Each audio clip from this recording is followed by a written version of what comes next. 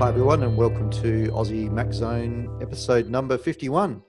And we're here today just with Michael. How are you, Michael? Very good, thanks, Jace. Yeah, it's really good. Ready to go. Ready to go. And Yeah. Glenn isn't with us today. He's off on a secret mission, I believe. Yeah, he's having a bit cushy time at the moment, isn't he? He is. Maybe he's off doing some reconnaissance on maybe some secret Apple products he hasn't told us about. Yes. And I guess speaking of secret Apple products, given we didn't see any hardware for at WWDC, I think the rumors are now becoming pretty thick and fast about everything: iPhone 6s, iWatches, and many things that Twitter and the various Apple blogs are going a little bit crazy about. Yeah, it's a bit hard to keep up with. Certainly a bit hard to keep up with. It is, but I guess we do know an iPhone 6 is coming. That's probably what we do know. It's just around what size, what it's going to have in it. So I see that Foxconn have hired 100,000 workers for July for iPhone 6 production. So that's pretty astounding, isn't it? Really, it is. Just how you put that many people on, you find them and get them, I guess, skilled up and ready to go. And I think we're rightly assuming that they weren't sacked at the end of production last year for anything. I think they just must be new people.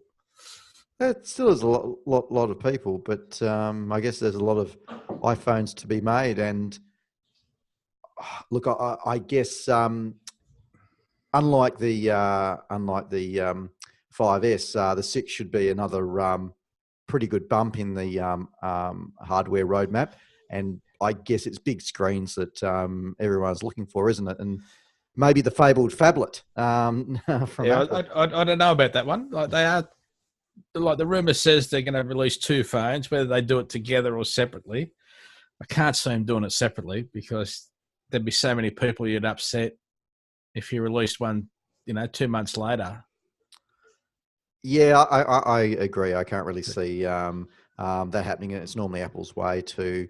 Well, we had the 5S and the 5C, didn't we? So they have the two models, but it's going to be interesting then to see that do they keep the current what's the current one, around 4 inches, I guess, and that's going to be the cheaper model, and the larger model is going to be distinguished by maybe as well as the traditional faster processor, as to having the bigger screen. Yeah, it's just so hard to know. And just as long as I can hold it in one hand comfortably and use it with one hand, everything's cool. Well, that's right. So I guess if you're looking at the rumored sizes there of like 4.7 inches and 5.5, yeah, 5.5 is getting a little bit on the large size, I think. So it's probably more than, for what it's worth, my guess is that there will be a 4.7 inch iPhone. That will be the iPhone 6 or the premium one. Yeah. And the C or whatever the cheaper one is, I reckon we're more around the form factor of the 5S with, the same screen size with the fingerprint reader. I think all devices and iPads, when they get the refresh, that's going to go throughout the whole range. I think that's probably a given. I think the API in the developers kit's probably the giveaway there that Apple have done their homework and it's tuned and working. Used more. Yep. Yeah. But I think it was like the same screen size as the 5S, same specs, but maybe in the 5C case, with the funky colours and the rounded edges. But the 5SC or CS. Yeah. If they stay, to see what they distinguish that model with. But what are your thoughts around maybe the styling for the 6? Because it has been rumoured that it's going to be rounder, maybe with a bigger size because you can flatten the battery out, maybe spread it out a bit more. Yeah. Thinner. I definitely think it'll be thinner because Samsung are hassling them on the ads about that, about the size of their products, and we know how well they get on. So this is true. And a couple of the other products are getting down there in size too now. So just to push it along and still be a leader. I think, and the smoothness, I think that'll help. I just think that'll appeal to people a bit more, because the 5C is really a lot smoother, isn't it? It is. It's interesting. I mean, it's got a nice feel to it. The 5S is quite harsh in comparison, isn't it? It's beautifully tooled, but it's got quite sharp edges. Compared to a C, which is rounded and maybe sits a little bit nicer in the in the hand. Yeah. So all will be revealed. I guess September's the normal time frame, isn't it? Around our iPhone iPod type event. Yeah, but there's so much crap before then we've got to put up with. It just drives me batty. Well, on that, will it be around the iWatch, or what have you found in your hunting then that maybe Apple's next big thing is hidden in plain sight? Oh yeah, well, it was just an article that someone had written from Mac Daily News, and the person's written that they believe that continuity, like with handoff, will be the next big thing, but no one's really talked about it and gone into it yet. But it keeps everybody in the ecosystem and just makes it so much easier to stay in that ecosystem, and which means that you're just going to be buying more Apple stuff, more songs, more movies, whatever it takes. Yeah. I mean, the question I've got is, will it work? It's very cool. The demo is very cool. Apple's track record, however, when it comes to cloud stuff, isn't so hot. So, yeah, is it going to work? But it's not really cloud stuff. It's just on your network, realistically. This is true, but it look, to me, it probably has got it's both. Yeah, it has got the integration into the Dropbox-like storage as well. I think to me that's part of the whole attraction and whole story there. That it's handoff and seamlessly stored and accessible from all different devices there. That I think the storage component has to play a part in it as well. Well, I haven't had any hassles at all using iCloud for, like, I keep our show notes that I prepare. I've got information about different customers on the cloud, so I can go in and look information up. I've got my travel list, where things I want to remember to take every time I go away, either be it on my own or with the family. All of that's on the cloud. I've never, ever had an issue. Really easy to use. It's always been available when I wanted it. Yeah, I think it's got a lot better in that last iteration. And I think where they did the iWork in the cloud, that gives me some hope as to, they're over the hump and got the stuff sorted out. I mean, and they've spent a lot of money on data centers, haven't they? Like, they've built a couple now. Yeah, there's that big one in North Carolina and another one, I think, coming online, or they're investigating a site for it. So it's obviously, I guess with everyone, a big part of their strategy moving forward. Imagine the pipe going in and out of there. Yeah, wouldn't happen on the NBN, right? It wouldn't. That have a reasonable amount of bandwidth. Malcolm wouldn't let that over the airwaves, would he? Absolutely not. Sorry to get political on you. Well, it's okay. It's okay for you. You've got the NBN. I've got it. Yeah. No one else knows what's going to. And they're still running it in the suburbs around here. They're still putting the glass in. So I know that all within the area still. Yeah, well, I've got some hope with what I've read and seen around, even using Telstra HFC cable. That Telstra, I think, are doing some work there around potential, maybe even potentially lifting the bandwidth on what they're offering now, because the DOCSIS 3 standard, which is what's used to deliver, ultimate cable, which is around 100 down, 2 up, can go up to several hundred meg under the standard, both down and up, I think. So it would be nice if, I guess the they're allowed to go ahead, or they do decide to go ahead with delivering it through that mechanism, because, a few hundred meg down, and I guess probably importantly getting to at least in the tens of meg up is quite usable. And look, the reality is, if you're getting that kind of performance, you don't really care whether it's over fiber or cable or whatever. It's delivering reasonable types of as long as speed. it's constant. As long as it's constant, and you can rely on it. That's true. Yeah. And I thought somewhere I saw, maybe it's between Optus and Telstra cable, it's got 30% population coverage. Does that sound right? It seemed reasonably large. I guess I know we've got it here in Adelaide, Melbourne, and Sydney definitely have fairly large cable rollouts. Yeah, but I can't sign up for a new cable system. That's the only thing that. Well, it's part of Malcolm's plan, though, isn't it? Is to certain parts still need to have fibre.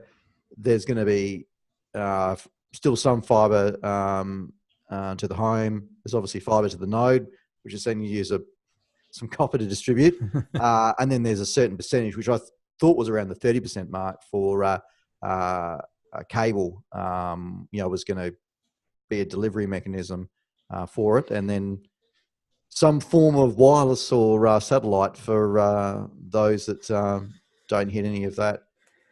And do you notice any speed degradation during the holidays? No, I haven't seen that, and I'm not sure if that's just a function of where we live and there's not that many people on cable, or there's been stuff that's evolved over time, because it was always around that, cable was a shared medium in the local vicinity, as opposed to DSL, which was, essentially a private or dedicated link back to the exchange. Yeah. And your constraint was really around the backhaul from the exchange from back to the ISP. Yeah, it just amazes me that like Telstra and Optus don't promote, don't want to sell cable for data, just because it run past a couple of customers of mine, and I know they'd pay to use it in their business as opposed to ADSL too. Maybe it's harder to offer service levels on, because normally when you have a business product, they have fairly tight service levels.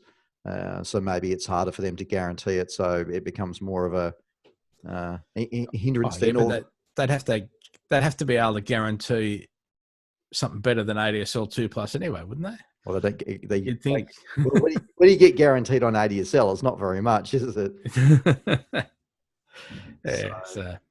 Oh well, we shall we shall see. Yes. And a reminder too to listen to Aussie Tech Heads on Thursday night, where if you want some politics and want to hear around what should be happening with the NBN, Eric's got some very firm views around that, and as well as what Labor's doing wrong, whether they are in power or out of power.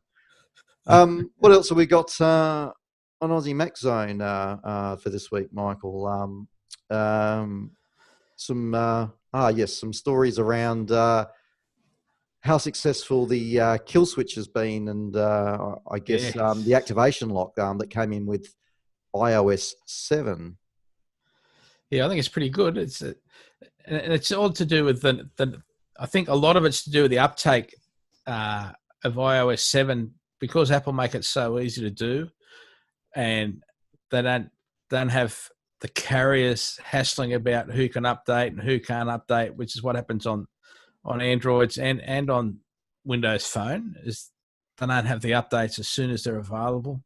But yeah, since they've introduced the kill switch was last September, the thefts of phones across the board. We got data from London, New York, and San Francisco. Thefts have continued to rise, but thefts of the iPhone fell by 24% in the first 5 months in London compared to 2013. San Francisco, they fell by 38%, and New York by 19%. And I think New York's where they really started to have some major concerns about the Yeah, I number think of. New York got to the stage where there was a dedicated unit, wasn't there, of the NYPD that was Yeah, essentially looking it's after shocking. Yeah, iPhone and iPad theft. And I guess the big thing with that is the activation lock. I guess that forms two parts. So it's ensuring that when people when they have iOS 7 and set up their device, it ensures or encourages, I guess, that they have a pin lock and yeah, also have the remote wipe and unlock features to use if their phones are stolen. And I guess on the back end of that, if their phones are stolen, even if the thief wipes them, they then can't reuse or re-register that phone without entering the Apple ID that was used that's to right. originally Yeah, register it. It's locked to the yeah, first Apple ID, I guess, of the legitimate owner, so it becomes it becomes essentially useless. yeah. And there was even a bit of hullabaloo going maybe 4 or 5 weeks ago about someone supposedly cracking the system. But what they actually did was have it so it, instead of going back to Apple to get some information, it basically just went to your own computer, and your own computer said, "Oh yeah, this one's all right." But it just meant that, you know, if you update your phone, that'll get overwritten. Um, you can't really do anything to the phone except for yourself. If you steal it and use it yourself, but you couldn't sell it to anyone because you can't update. You can't take down the Hock shop or anything like that because they got a remote wipe it, and then it's useless. So Yeah, that's right. So, look, Apple have got that pretty well sorted out. And I don't know if you saw, I was listening to, there's a couple of episodes of Security Now on the Twit network in recent yeah, times around iOS security.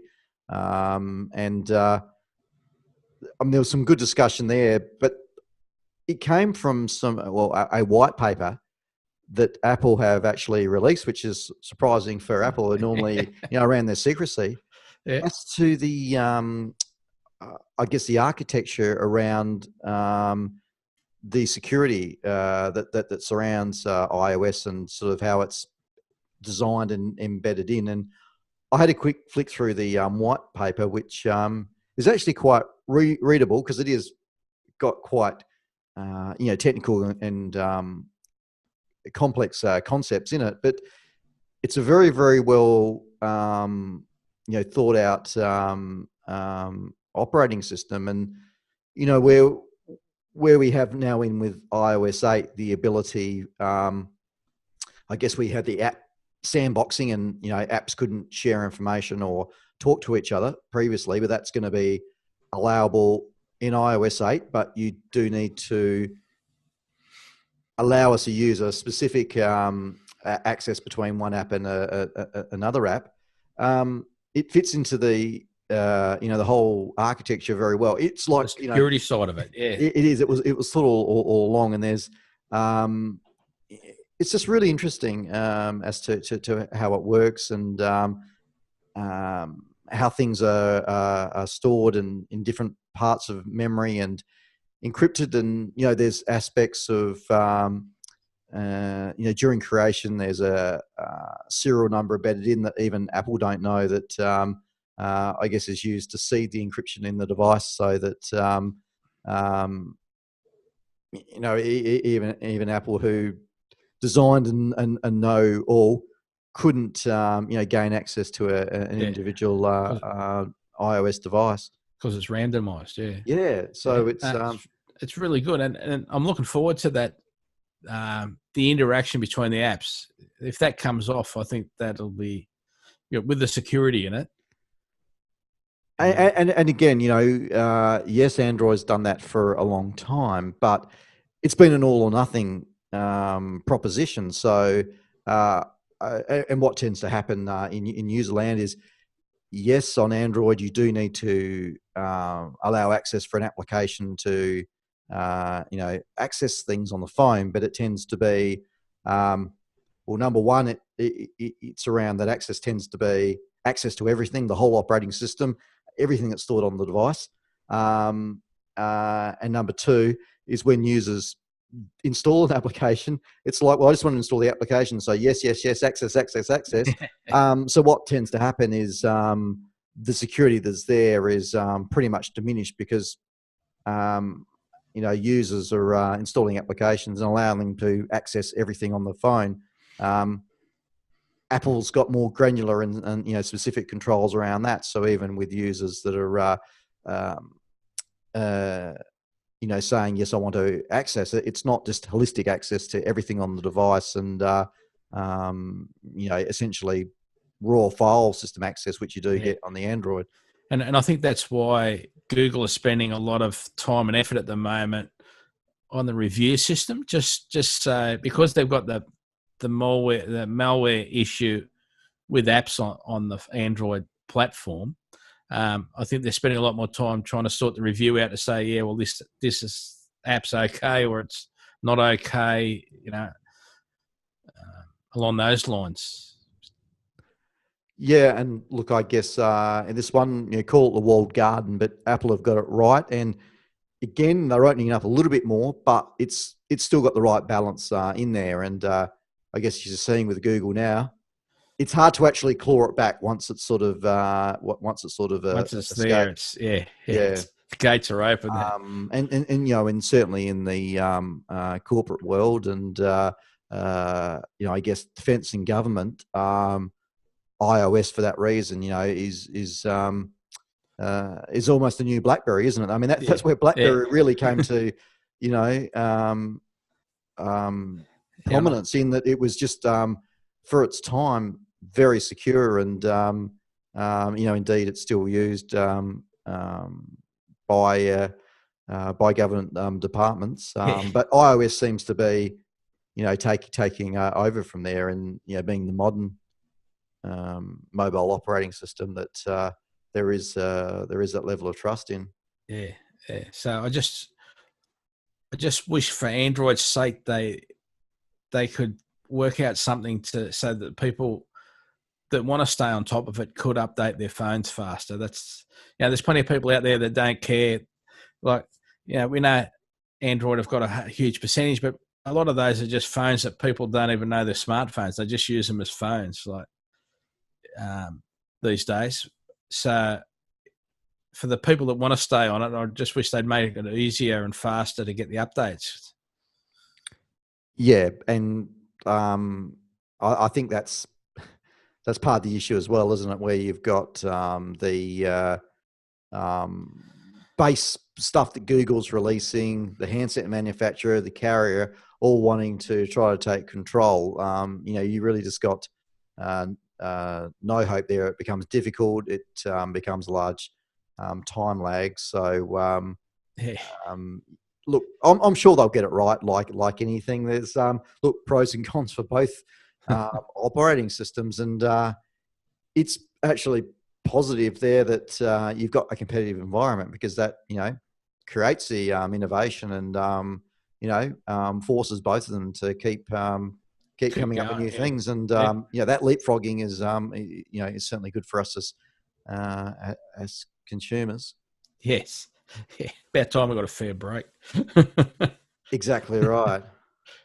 So speaking of broken, how's that for a segue? this week's tip, Michael. Yes. So cheaper is not better. So the other day, I personally broke my 5S. And I did that by dropping a 4 on top of it. But anyway, but instead of using iExperts, who's a company that's got stores in Sydney, Melbourne, Penrith, Bondi, and that's someone who I recommend. I tried going cheaper. So I see it as my duty to try others so that our broad listeners don't have to go through the hassle themselves. So when I got the screen replaced, so first I had an issue where the proximity sensor stopped working. So when I held it up to my face, it doesn't turn the screen off. It meant that my ear was muting it or getting it to do other things. So we know how pushing the button. It's face styling, isn't it? yeah, very annoying. So then I took it back in, and then they gave it back to me and showed me that the sensor was working. And then later on, I got a call, and the speaker was crackling really bad. And then after a few minutes on the phone, it got so hot you could hardly hold it. It was having a real thermal issue, like scared me type thermal issue. I turned the phone off. So then they replaced the screen again, and now when I type, and I use letter T a lot because it's in the word Penrith, so you can't press the letter T or the number 6, which is where T would be on the same keyboard, depending on what. so that part of the screen, yeah, doesn't work. Yeah. So it's driving me batty because you got to go through the hassle, and so I'm still recommending iexperts.com.au. They've been around for a few years, and I've used them a lot, and I've got other customers to use them, and so I won't be straying anymore from them. And this is not a paid ad. I must point out, this is not a paid ad. However, if they'd like it to be, we'd be very happy to. Yes, I must have a word to the boss about that. I should, because it's just how annoying is it? Like not only not getting fixed the first time, but just little things that add up over and over and over again. Yeah, I've known of people who have gone and got the cheapy fix, and they've had screens that have got inconsistent colours across them, or the colours have been very bad and washed out. And the other one is when the screen's replaced, that the home button's funny, like it's really sticky or doesn't it's just not quite right. Yeah. Doesn't feel right. So look, I guess the other thing to do is the Apple Store. Well, two things could happen. You might, if you're going to the Apple Store, have some luck in they might be feeling generous and change over your phone at no cost. But even if you aren't quite so lucky, the experiences I've heard from people, even where they've had to pay, it isn't too bad. So you go in with, what's a 5S, worth, $800 or something like that. Yeah. I've known a story of someone who ran over their 5S and took it in, and Apple basically, we can't repair it, so they did the device changeover, but I think they paid like $260 or something for it. So Apple aren't going to slug you the whole $800. So even for that, I don't think you really complain. No, they're very fair. You're getting a brand new device, and it's a third of the cost. So that's always an option if you've got a Apple Store near you as well. Yeah, and they're good. They're good, and that your warranty continues. Whereas if you take it somewhere else, your warranty won't continue. It would be voiding your warranty, wouldn't it? Yes. Well, it is officially, and even like there's quote two types of screens. There's the official Apple screen and the non-Apple screen. And if you go for the cheaper option and go the non-Apple screen, you definitely void your warranty because it hasn't got the coating to stop the oil from your fingerprints showing up all the time. Yes. All those little things all adds up, and the unicorn tears baked into the that's right, baked into the Gorilla Glass. and Apple will even change your phone if it's got one crack in it, which means it hasn't got an impact zone, because an impact zone will always flare out and give you more than one crack. Yep. So if it's got one crack, they'll exchange it. Or if it's got two but goes, two because it's going through the home button, they'll exchange it without question. I've dropped my 5S a number of times, so it's got a few. It's fared up pretty well. It doesn't look too bad, but it's got a few dings on it where it's been dropped. I haven't cracked the glass, which I would have thought, given a few tumbles that's taken, might have happened. I have noticed now though that if I sit there and play with it, the actual glass has a little bit of movement in the in the frame. So I might maybe take along to the Apple store and go, oh, is this normal for it to have movement like this, to see what they'd offer me? See what they say. Yeah. Because I mean, coming with a new model, in a few months, I wouldn't be looking to pay any money to get it changed over. But if they were to offer and say, oh well, we might be able to swap that over for you, always nice to have a new phone. I guess worth a little bit more then without the without all of the. So when you palm it, I mean, hand it down to your wife, she'll have a lovely new phone and appreciate even more. Lots of work phone, so hand it on to someone else that, they won't have a phone with quite so many beauty marks on it. But speaking of Apple stores, you found an interesting little article this week, didn't you, with relation to Genius Bar in Sydney. So it's news.com.au has got an article about working as Apple Geniuses at the Apple Store in Sydney. It's getting lots of attention because of the interesting content, and also because Apple does not normally permit this sort of in-depth information published. So there must be a new Apple, like we were talking about before, with information coming out earlier in the white paper, for example, you were talking. So maybe there is a new Apple floating around.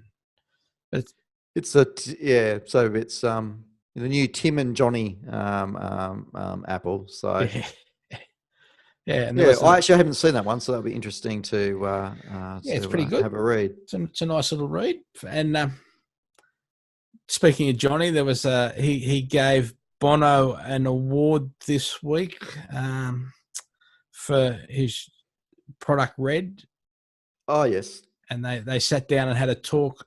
The whole part hasn't been released yet. There's been a little bit of the video released about how the product Red's got brackets around it. Yep.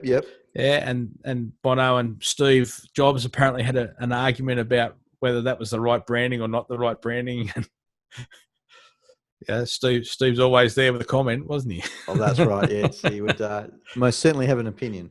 Yeah. So it's interesting getting those guys together again. Maybe we'll see another more product Red, because apparently Apple's gone up 70 million on that already. Maybe the product Red iWatch. Yes, Red watch band. So there were some rumors on. There's rumors on everything at the moment, but during the week of it having. I think something like 14 different sensors. I don't know if you saw that story as to measuring everything. I guess to feed into it being a bit of a health type device. So, what do they call? Do they call us something that measures your steps? Is that one sensor, or is that because it goes up and down? Is that two sensors? They did start listing that, and it was like gyro and GPS and pedometer and blah blah blah. So we'll wait and see. The story that not story, but I guess rumor that did come through Twitter today was around my 12-inch MacBook Air being rumored for September. So we are going to see some hardware undoubtedly before the end of the year. And what pleased me even more is that the rumor included that it was rumored to have a Retina display. So I'm still holding out hope for that one. So, but is that going to go? What do you reckon? A 12-inch MacBook Air and a 15-inch MacBook Air? I really don't know. Or is it going to be an iPad Air with a keyboard, like Logitech keyboard? I don't. Well, you're not going to have an 11, a 12, and a 13-inch MacBook Air, are you? So, if it does come true, maybe there's a revamp of the whole MacBook range, the Air and the Pros, as to how they all fit together. Yeah. So, hey, look, I'll still hold out hope, because I think the 12-inch PowerBook was probably the best laptop that Apple's ever made. So that did stop at the G4, I think, didn't it? So yes, we'll wait for the next 12-inch. But speaking about hardware too, Apple released a new iMac this week.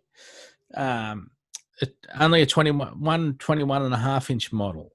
with 8 gigs of RAM, and the RAM soldered in. So on the 21s, the only way they have upgradable RAM is to take the screen off. So you got to take it off and put all the glue back on and to put more RAM in it. Whereas the 27s have actually got a door at the back for putting the RAM in. But the newest one, which is $200 cheaper, which makes it, I think, $13.49 in Australia, it's 8 gig and it's soldered on. So yeah, that's not too bad value, is it? And look, I would suggest a lot of people who are buying the iMac don't want to play around. They don't want a machine that they're pulling apart and putting things in and whatever anyway. So it's just going to be more so just be sure how much RAM you want to get when you order it. But look, a little bit like a MacBook Air or look, in reality, an iPhone or an iPad, is there an expectation that you're going to be opening up your iPhone or your iPad to put in memory? No, there's not. So it's I think these things are just becoming appliances. And look, there's a certain population who want to go into MSY and build their machine, and we've all been there. All power to them. But I'm most certainly in the camp now. I just want to buy something, want it to work, and it's not something I want to pull apart and put bits and pieces into and out of all the time. And because we're realistically we're going back to the app, like single apps type thing, aren't we? We're like Pages, Keynote, numbers. Definitely. They're all individually, whereas Excel and like Word, when it blew out it got ridiculous a few years ago. With you didn't need Excel because it had the tables. But it was really in depth, like really, you could do everything type tables. So it got really big. Whereas I think now we're going back to sort of smaller individual apps that do one thing really well and don't worry about everything else, sort of thing. So it's funny how things turn around that way. So very good. Any other stories or things that caught your attention during the week in the world of Apple? No, not overly. Just because I try not to do rumors, but that's like that's the fun though, isn't it? But rumor and speculation. There was one other one, two other ones actually. Now that I'll push them in. One was, I haven't seen it in Australia yet, but Microsoft in America were offering up to $649 trade-in for your MacBook Air for the new what's their thing called? Surface 3. Okay. Yeah, to try and get you over there. As I said, I haven't seen that in Australia yet. And another one was Google, and I think it's AT&T getting into trouble because they released a Pixel 12 months ago, and it came with 2 years free data.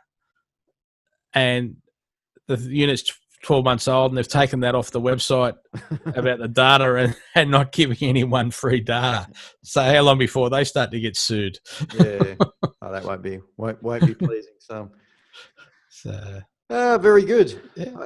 Okay, well, I think that probably wraps us up for all the Apple news and rumours of this week. So remember to like us on Facebook at Aussie Tech Heads, and on Twitter we're also at Aussie Tech Heads. And if you've got comments, feedback, questions, email them to Michael at AussieMacZone.com.au, Jason at AussieMacZone.com.au, or even sometimes Glenn's here at AussieMacZone.com.au. Yeah, his address is part-time at AussieMacZone, isn't it? Is that the one? Actually, I think that one would work too.